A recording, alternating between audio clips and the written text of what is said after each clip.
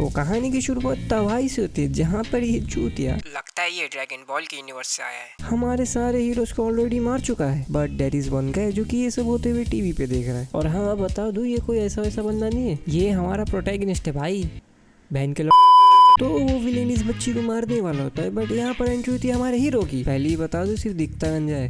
जब उस विलेन से पूछा जाता है कि तुमने ये तबाही क्यों मचाई, तो आगे हम देखते हैं स्क्रैप को। और बहनचोद ये क्या है, हम क्रैप पे फोकस कर, क्रैप पे। तो यहाँ पर सारे मॉन्स्टर के गांड में चुन मची पड़ी कि उनको दुनिया तबाह करना है, बट इस मॉन्स्टर को झाट फर्क नहीं पड़ता, इसे तो बस एक बच्चे से बदला लेना है। और अगर बच्चा ऐसा दिखता हो तो मतलब वर्थ इट है। और बदले का रीजन मैं आगे बताता हूँ। और ये जो ऑफिस मैन है, पहली बात तो इस बच्चे से झाट फर्क नहीं पड़ता, और ये क्रैप भी इसके ऑफिस फ्रस्ट्रेशन देख के इसको छोड़ देता है। लेकिन वो कहाँ होते हैं ना, गांड में जितना गू उतना हगना चाहिए। हाँ, ये उसको फॉलो नहीं करता। तो ये बंदा उस बच्चे को बचाना चाहता है, मांगा रीडर है ना, हीरो बंदा है, बट ये क्रैप ये तो छोड़ेगा नहीं। और इसका ना छोड़ने का रीजन भी बहुत तगड़ा है। ये बच्चे ने निप्पल ड्रॉ करके चला गया, वो भी परमानेंट मार्कर से, तो इसका भी जेन्युइन रीजन है। लेकिन ये ऑफिस मैन है स्टड, तो ये बच्चे को बचा लेता है। मेरे को तो बच्चे को मरते हुए दिखना था, और पता नहीं इसका आगे क्या होने वाला है। तो आगे हम देखते हैं हमारे प्रोटैगनिस्ट को। और भाई ये बंदा लाइफ से रिलेटेड बहुत मीनिंगफुल बात कर रहा है भाई। बोलता है कि क्या फायदा पावरफुल होने का जब सारे इमोशंस ही मर गए हो। बात तो सही है, वो भी शॉपिंग करते करते। ये अपने आप से मीनिंगफुल बात कर ही रहा होता है कि इतने में एंट्री होती है और एक विलेन की। ये लगता है अटैक ऑन टाइटन के यूनिवर्स से टेलीपोर्ट हुआ है। तो ये बंदा जो है वो एक जिम बंदा है, तो उसको चाहिए स्ट्रेंथ। तो ये बंदा जो कि इसका भाई है, उसने इसको स्टीरॉइड के नाम पे शिलाजीत खिला दिया, तो वो खा के बन गया टाइटन। अब दूसरे विलेंस की तरह इसको करना है दुनिया को तबाह, और वो कर भी रहा है। बट इतने में होती है हमारी हीरो की एंट्री, तो वो उसके लेफ्ट शोल्डर में जाकर बैठ जाता है। अब इसकी गांड जली, बोले इतने मेहनत से बनाया हो, तो वो अपने टाइटन को कमांड देता है कि जो तेरे शोल्डर पे बैठा है उसको कुचल दे, और बहनचोद अपने भाई को ही मार देता है। जिमर होने का प्रूफ नहीं देना है भाई। अब भाई को आया गुस्सा, ले उठा पटक अपने प्रोटैगनिस्ट को पेल देता है, बट हमारे प्रोटैगनिस्ट को फर्क नहीं पड़ता, एक खरोच तक नहीं आई। एंड देन फिर से एक मुक्के में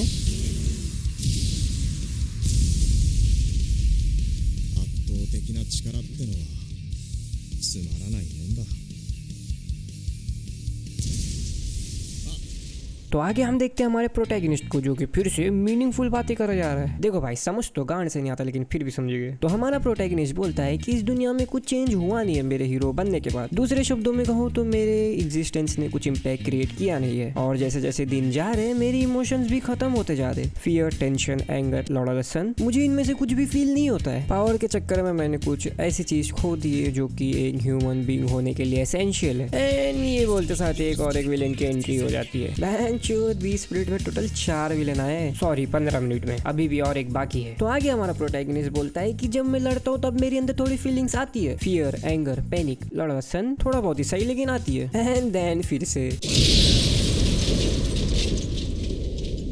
सिर्फ एक ही पंच में सारे फीलिंग्स खत्म। और हमारा प्रोटैगनिस्ट अपने आप से ही बोलता है कि हर दिन मैं बिना खरोच के घर आता हूँ, और जब मैं किसी मॉन्स्टर से लड़ता हूँ तो मुझे लगता है कि मैं इस मॉन्स्टर से क्यों ही लड़ रहा हूँ। भाई को किक चाहिए, क्योंकि वो वाली फीलिंग ही नहीं आती, जिसे बेसिकली किक बोलते हैं। और हम लोग यहाँ पे सेक्स के लिए तड़प रहे हैं। तो हमारा प्रोटैगनिस्ट इसलिए नहीं लड़ता क्योंकि उसे लड़ना है, वो बेसिकली इसलिए लड़ता है क्योंकि उसे इमोशन चाहिए, और वही इमोशन हर लड़ाई के साथ खत्म होती जा रही है। लगता है प्रोटैगनिस्ट एसेक्सुअल है, इसलिए उसको लव वाली फीलिंग नहीं आती। तो इस चीज से हमारा प्रोटैगनिस्ट डिप्रेशन में जा रहा है। तो आगे एक और एक मॉन्स्टर हमला कर देता है, और इस बार ये पूरा ग्रुप है और इनको करना है इस दुनिया पर कब्जा। हाँ बहनचोद, हम इंसान तो गांड मराने बैठे, बट जब साइतामा इन लोग से फाइट करते हैं तो इसे वो किक मिलती है जो किक ये हमेशा से ढूंढ रहा है। एंड देन उसकी आंख खुल जाती है, मतलब सपना था, सारी किक सपने में। तो आगे हम देखते हैं कि कंट्री साइड जेड में बहुत सारे मॉस्किटो आउटब्रेक आया है, जो कि सारे एनिमल्स का खून चूस के उनको मार दे रहा है, और हमारा साइतामा एक मच्छर नहीं मार पा रहा है। कंट्री के मेन साइड में एक मच्छर के झुंड ने पूरे एक इंसान को खा लिया, मतलब लिटरली कंकाल बना दिया। एंड देन उस मच्छरों की झुंड से निकलती है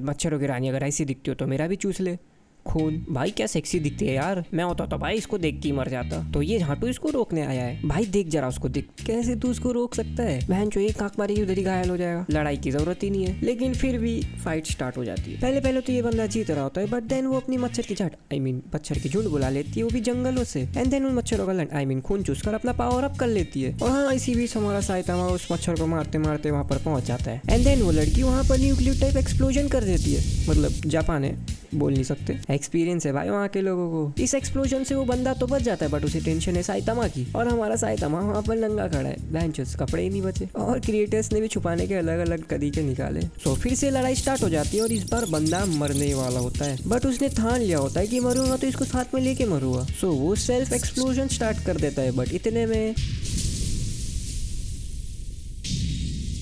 बाय द वे नाइस एज बड़ी। तो अब इस बंदे को आ गया है साइतामा का पसंद, पावर्स। और भाई तो अब इसे बनना है साइतामा का स्टूडेंट, बट साइतामा को नहीं बनाना है इसको अपना स्टूडेंट। तो ये बंदा अब बिना बात के अपने पास्ट की बकचोदी पहनने लग जाता है। सिंपैथी भी तो फील करानी है। तो पास्ट में साइबोर्ग नाम के रोबोट ने इसके पूरे गांव को मिटा के रख दिया था, जिसमें इसकी मम्मी पापा भी मारे गए थे, एंड अब इसको चाहिए बदला। अब हर कोई थॉरफिन थोड़ी बन सकता है। तो जब ये 15 साल का था तब ये 15 साल का ही था। एक सेकंड, मतलब जब ये 15 साल का था तब इसे एक साइंटिस्ट ने बचा लिया था। हाँ अब ठीक बोला, अब ठीक। तो उस साइंटिस्ट ने अब इसे अच्छे को रोबोट बना दिया था। तो तब से लेके अब तक ये अपने बदले की तलाश में इधर उधर भटकता फिर रहा है, एंड अब इसकी जान साइतामा ने बचा ली। तो अब इसको साइतामा की चाहिए गाइडेंस। बहनचोद क्यों बचाई? क्या हुई? तो अब इसे बनना है साइतामा का स्टूडेंट। अब बेचारा साइतामा कर भी क्या सकता है। तो ये सब बकचोदी के बीच में अचानक से हो जाता है अटैक। तो एक मॉन्स्टर सीलिंग तोड़ के साइतामा के सामने घुस जाता है,